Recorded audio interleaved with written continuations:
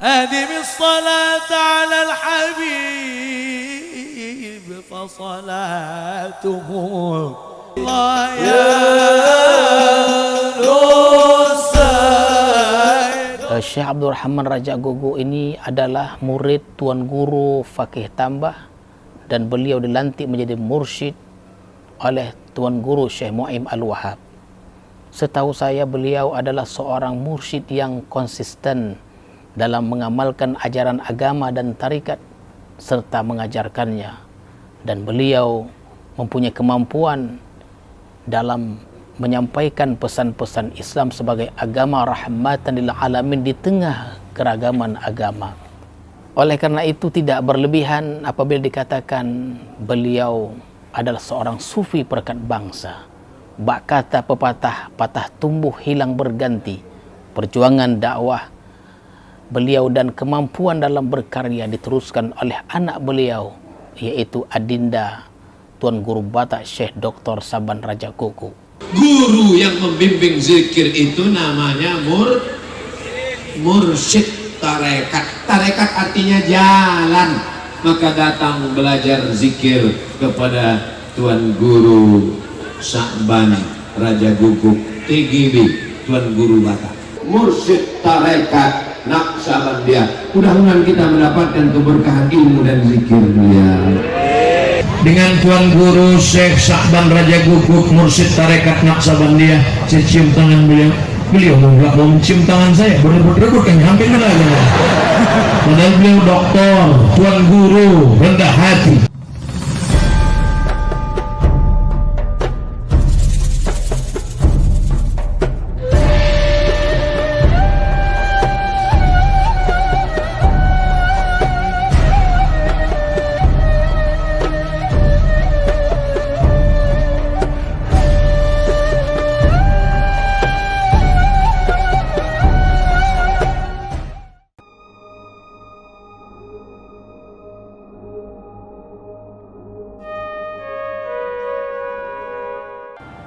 Syekh Abdul Rahman Raja Gogo Al-Khari Naqsabandi selaku pendiri dan Tuan Guru pertama persulukan Serambi Babus Salam ini, sejak dari kecil sudah senang dan gemar menuntut ilmu-ilmu agama, terutama ilmu-ilmu ketuhanan. Dan setelah dewasa kemudian melanjutkan berguru kepada guru-guru yang mursyid, mengambil jalur silsilah, jalur spiritual melalui satu guru yang masyhur, yakni berguru kepada Syekh Fakih Tambah di Babus Salam Langkat, dan kemudian dilantik oleh Syekh Mu'im Al-Wahhab. Keduanya adalah murid dan anak kandung dari Syekh Abdul Wahab Rokan, dan kemudian Allahyarham Tuan Guru Syekh Abdul Rahman Raja Gogo dilantik menjadi mursyid pada tahun 1976. Silsilahnya dari Babus Salam Syekh Abdul Wahab Rokan Al-Khari Naqsabandi, kemudian berlanjut kepada Syekh Sulaiman Zuhdi di Jabal Abi Kubis di Makkahul Mukarramah, kemudian bersambung kepada Syekh Sulaiman Qarimi. Dari Sulaiman Qarimi kemudian berguru kepada Syekh Abdullah Afandi, berguru kepada Syekh Maulana Khalid Diawala Qurri Baghdadi, berguru kepada Syekh Abdullah Hindi Dahlawi, berguru kepada Syekh Muhammad Samsuddin, berguru kepada Syekh Muhammad Nur Bidwani, berguru kepada Syekh Maulana Saifuddin, berguru kepada Syekh Muhammad Maksum, berguru kepada Syekh Ahmad Faruqi, berguru kepada Syekh Muhammad Baki, berguru kepada Syekh Maulana Hawajaki, berguru kepada Syekh Muhammad Darwis, berguru kepada Syekh Muhammad Jahid, berguru kepada Syekh Abdullah Samarkandi, berguru kepada Syekh Yarki Hisari, berguru kepada Syekh Muhammad Bukhari, kemudian berguru kepada Sultan Aulia Syekh Maulana Bakhuddin An-Naqsabandi, berguru kepada Syekh Said Amir Kula, berguru kepada Syekh Muhammad Babus Samasi, berguru kepada Syekh Ali Ramituni, berguru kepada Syekh Muhammad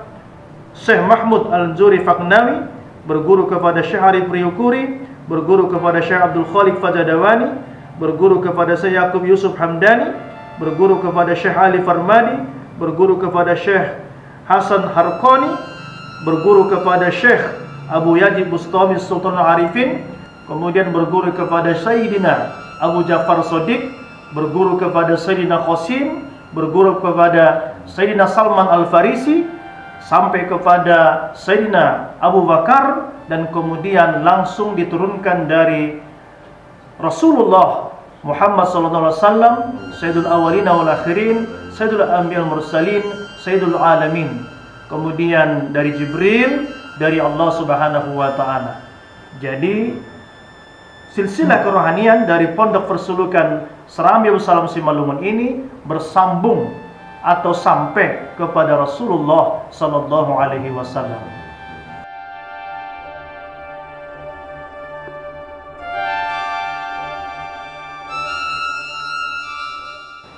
Dalam adab dan tradisi para masahih dalam silsilah Thariqah Naqsabandiyah, sebagaimana ditulis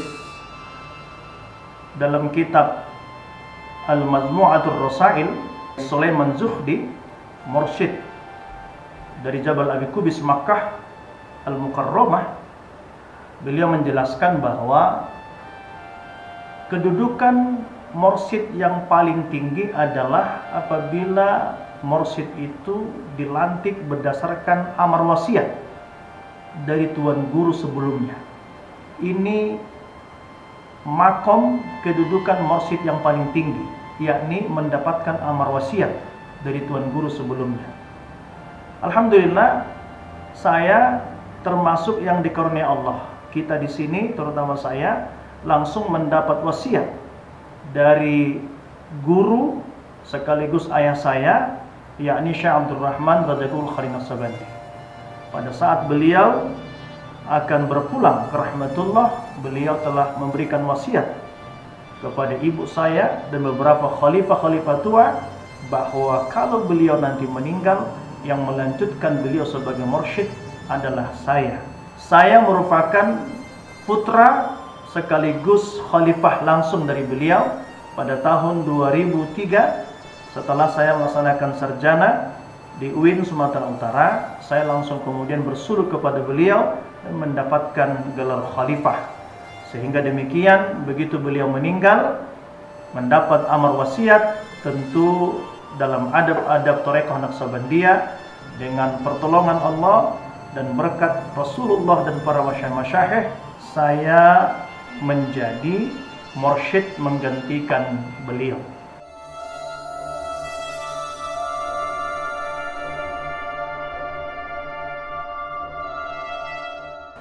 Istilah Tuan Guru Batak sesungguhnya sudah ada digelar kepada Tuan Guru yang pertama, tapi dengan sebutan Syekh Batak.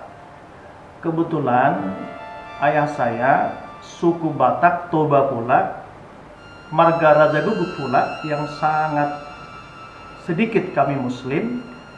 Karena beliau menjadi seorang mursyid tuan guru yang sangat langka, sehingga orang mengatakan Syekh Batak atau Syekh bersuku Batak.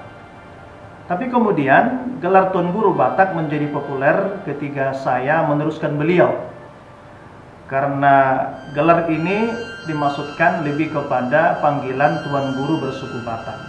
Selain itu juga tempat kita ini berada di daerah Batak. Bahkan mayoritas penduduknya orang Batak. Sehingga kemudian supaya lebih dekat dan lebih akrab, orang menyebutnya Tuan Guru Batak. Artinya Tuan Guru bersuku Batak. Jadi bukan ini gelar adat, karena dalam terombo adat Batak tidak ada istilah Tuan Guru Batak. Tapi sesungguhnya gelar ini hanya untuk mengenal lebih dekat, maksudnya Tuan Guru bersuku Batak. Tentu ketika orang menyebut gelar Tuan Guru Batak, saya sebagai orang Batak tidak mungkin menolak itu, karena suku itu adalah pemberian Allah, anugerah Allah, takdir yang sudah ditentukan sebelum kita lahir.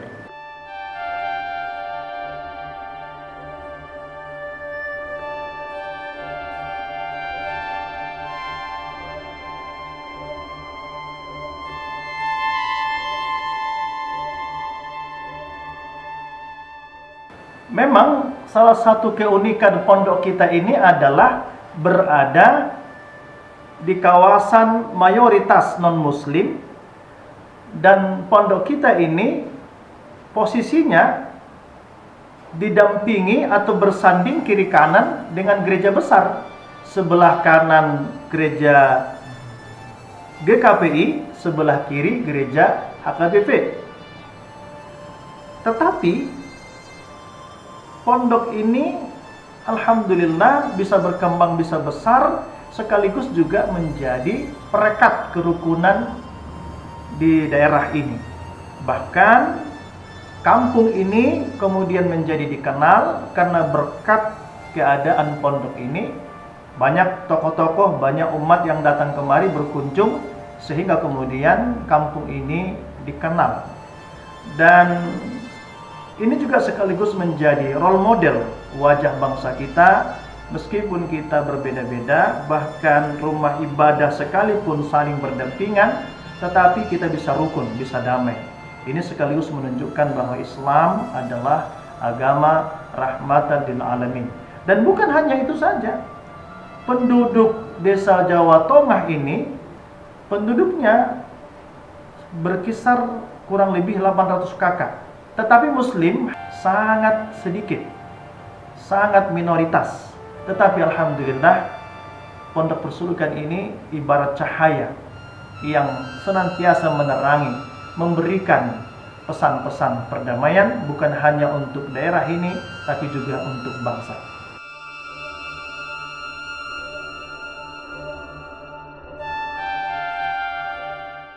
Mursyid itu tugasnya adalah pembimbing spiritual, pembimbing rohani, merupakan al-ulama warasatul anbiya, yakni ulama penerus nabi. Jadi tugas mursyid itu adalah tugas para nabi dan rasul. Apa itu? Mentauhidkan Allah, mengajak orang kepada Allah, sekaligus juga memperbaiki akhlak manusia, memperbaiki akhlak umat. Jadi visi saya sebagai mursyid, sebagai pelanjut mursyid, sebagai tuan guru saat ini adalah mengajak umat atau mengajak anak bangsa untuk mengenal Allah, untuk mendekatkan diri kepada Allah, untuk bertaubat kepada Allah, sekaligus memperbaiki akhlak bangsa agar menjadi akhlak yang akhlakul karimah.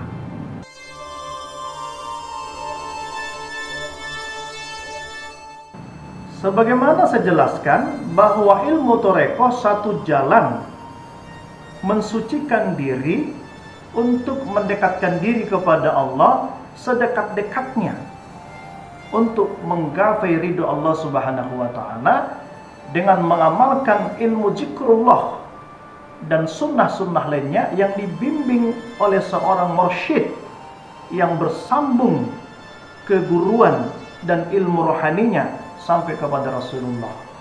Kalau ilmu ini merupakan satu jalan untuk mengenal Allah, maka menuntut ilmu ini adalah wajib.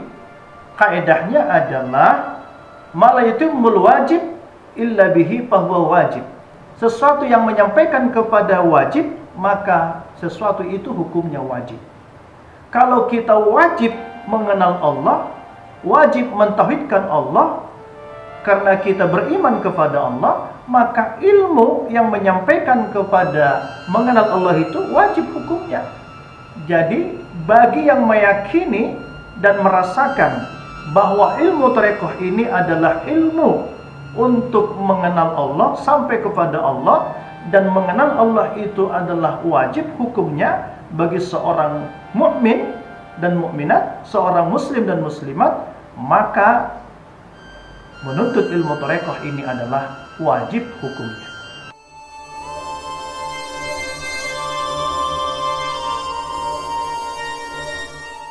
Alhamdulillah, saya sudah menerbitkan satu buku, yakni Titian Para Sufi dan Ahli Ma'rifah. Keutamaan thariqah Naqsyabandiyah, jalan lurus menuju Allah bersama kafilah rohani Rasulullah SAW, para aulia dan guru-guru mursyid. Buku ini sudah masuk kepada cetakan yang kelima dan diterbitkan oleh penerbit nasional, juga ada di Gramedia, dan juga ada sambutan dari para masyayikh, ada dari Tuan Guru Syekh Hasim Al-Sawani, kemudian sambutan dari Ustadz Abdul Somad LCMA, dan juga dari Rektor UIN Sumatera Utara TGS Profesor Dr. Saidur Rahman Harahap MAG.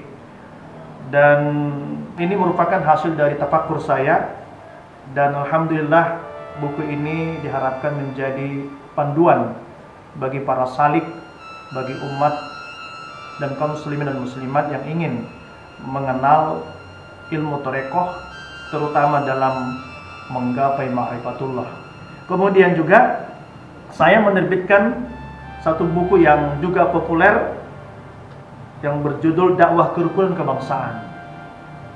Ini juga diterbitkan oleh penerbit nasional, ada juga di toko-toko buku nasional dan juga di toko-toko buku online, dan mendapat apresiasi sambutan dari sejumlah tokoh, para pejabat gubernur, Pangdam, Kapolda, para bupati, para jenderal, dan juga beberapa tokoh-tokoh. Ini saya dedikasikan bahwa dakwah kita adalah selain mengajak orang dekat kepada Allah, dan juga dekat kepada sesama manusia, dekat kepada Allah, dan harmoni bersama seluruh makhluk Allah. Mudah-mudahan bermanfaat.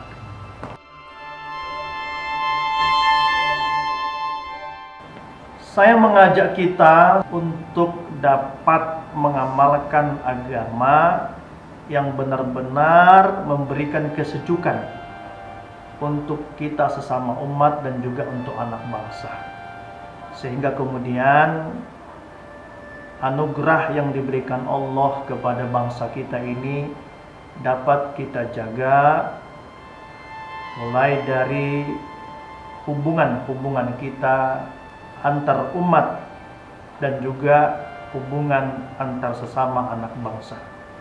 Kita diberikan Allah negeri yang besar.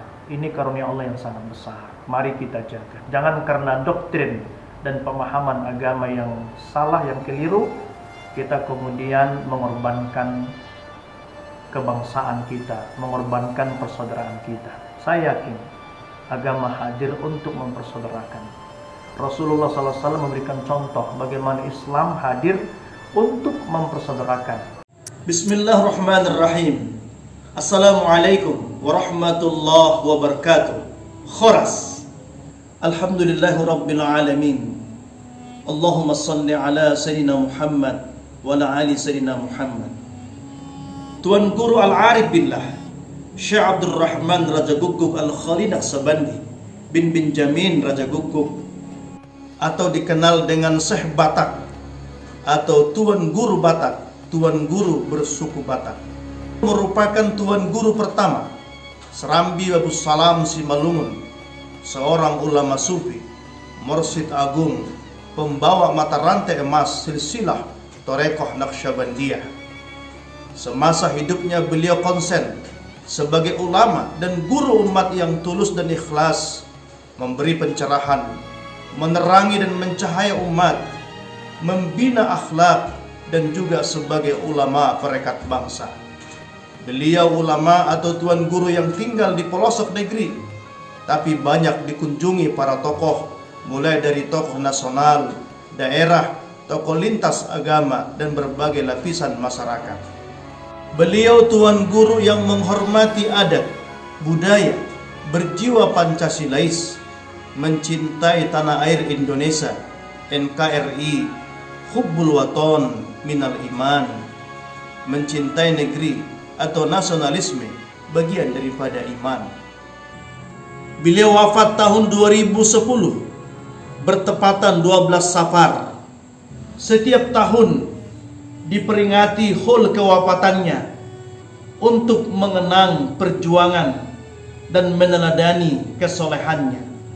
Atas rahmat Allah, sebagai bentuk keberkahan dan karomah kewalian beliau, pelaksanaan hulnya senantiasa dipadati umat dan masyarakat.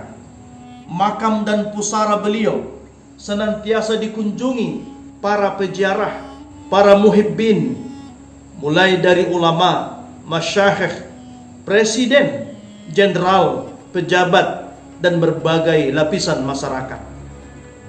Bangsa yang besar adalah bangsa yang menghargai para pejuang dan para ulamanya.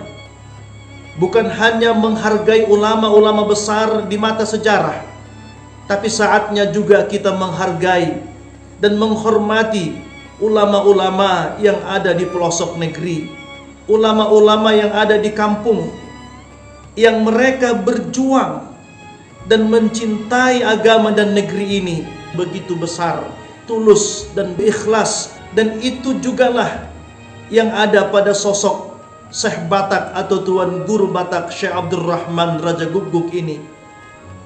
Sehingga banyak tokoh-tokoh memberi saran dan masukan kepada kami agar pikiran-pikiran beliau tentang kebangsaan, dakwah-dakwah kerukunan yang menjaga harmoni persaudaraan dan merawat keragaman dan kerukunan dapat kembali kita hidupkan dan kita kembangkan. Torekoh itu, atau juga orang menyebut dengan istilah tarekat, adalah jalan, suatu jalan untuk mendekatkan diri kepada Allah sedekat-dekatnya. Di dalam torekoh, terutama torekoh Naqsyabandiyah, ada suluk. Suluk itu menempuh jalan Allah, mensucikan hati dengan mengamalkan zikrullah, berzikir kepada Allah yang dibimbing oleh seorang guru mursyid yang ilmunya, rohaninya, qalbunya bersambung kepada Rasulullah sallallahu alaihi wasallam. Buah dari perjalanan mengamalkan tarekoh, melaksanakan suluk itu adalah ma'rifatullah, yakni mengenal Allah. Kalau sudah mengenal Allah, pasti akan datang mahabbah, cinta kepada Allah. Al-Quran menyebut, walladzina amanu asyaddu hubbalillah. Orang-orang beriman itu yang telah diberi karunia ma'rifatullah amat bersengatan cintanya kepada Allah. Kalau sudah cinta kepada Allah, pasti cinta kepada kekasih-kekasih Allah. Orang yang sudah ma'rifatullah, yang sudah sampai mengenal Allah, dia pasti mencintai seluruh makhluk Allah, siapapun dia, apapun agamanya. Kalau ada orang yang berkata dia telah sampai kepada ma'rifatullah, dia sudah mengenal Allah, tapi dia benci kepada sesama makhluk, tidak peduli kepada sesama makhluk, bahkan terhadap binatang sekalipun, maka pasti dia belum bermakrifah, belum ma'rifatullah. Orang yang sudah ma'rifatullah, dia hanya takut kepada Allah. Maka para pakar-pakar sejarah, para peneliti sepakat, dahulu di zaman penjajahan, yang paling ditakuti penjajah, yang paling ditakuti Belanda adalah para ulama-ulama sufi, para pengamal-pengamal torekoh. Ini hasil penelitian. Maka para pahlawan, para suhada pejuang di zaman penjajahan itu kebanyakan ulama-ulama sufi, para pengamal-pengamal torekoh. Maka setelah kemerdekaan sampai sekarang pun, dan insya Allah sampai dunia ini berakhir, ulama-ulama sufi, para pengamal-pengamal torekoh, selain mendekatkan diri kepada Allah, memperbaiki hati, memperbaiki akhlak anak bangsa, mereka juga pasti mengajarkan hubbul waton minal iman, mencintai negeri ini bagian daripada iman, mencintai negeri ini dengan segala kekayaan, keragaman, perbedaan kebinekaannya, bagian dari keimanan. Bahkan sampai sekarang, para ulama-ulama sufi, para pengamal-pengamal tarekoh senantiasa mengembangkan ajaran anti radikalisme, anti fundamentalisme, anti ekstremisme. Karena dalam ajaran tarekoh, buah dari ma'rifatullah itu adalah munculnya rasa kasih sayang dan cinta yang kuat di dalam batinnya untuk saling mencintai, menyayangi sesama makhluk. Dan inilah perwujudan dari Islam rahmatan lil alamin. Islam rahmat untuk seluruh alam semesta. Tentu tetap mengedepankan syariat-syariat Allah. Kita pun di pondok ini dengan karunia Allah, dengan berkat zikrullah, berkat guru-guru kita sering dikunjungi para tokoh, para pejabat, para aparat dengan berbagai latar belakang lapisan masyarakat sampai kepada masyarakat biasa. Biasanya mereka hadir di sini selain ziarah, selain mengambil keberkahan, meminta nasihat dan doa, juga senantiasa kita rangkai dengan silaturahmi kebangsaan dan juga silaturahmi tokoh lintas agama sebagai bentuk wujud kepedulian kita dalam membangun persaudaraan sesama anak bangsa. Dengan demikian, tarekoh ini, ajaran suluk ini mendekatkan diri kepada Allah sedekat-dekatnya, menggapai ma'rifatullah, menggapai ridho Allah, dan juga benteng NKRI. Bismillahirrahmanirrahim. Assalamualaikum warahmatullahi wabarakatuh. Syekh Abdul Rahman Raja Gogo ini adalah murid Tuan Guru Fakih Tambah, dan beliau dilantik menjadi mursyid oleh Tuan Guru Syekh Mu'aim Al-Wahhab. Setahu saya beliau adalah seorang mursyid yang konsisten dalam mengamalkan ajaran agama dan tarikat serta mengajarkannya, dan beliau mempunyai kemampuan dalam menyampaikan pesan-pesan Islam sebagai agama rahmatan lil alamin di tengah keragaman agama. Oleh karena itu tidak berlebihan apabila dikatakan beliau adalah seorang sufi perekat bangsa. Bak kata pepatah, patah tumbuh hilang berganti. Perjuangan dakwah beliau dan kemampuan dalam berkarya diteruskan oleh anak beliau, yaitu Adinda Tuan Guru Batak Syekh Dr. Saban Raja Gogo. Wassalamualaikum warahmatullahi wabarakatuh.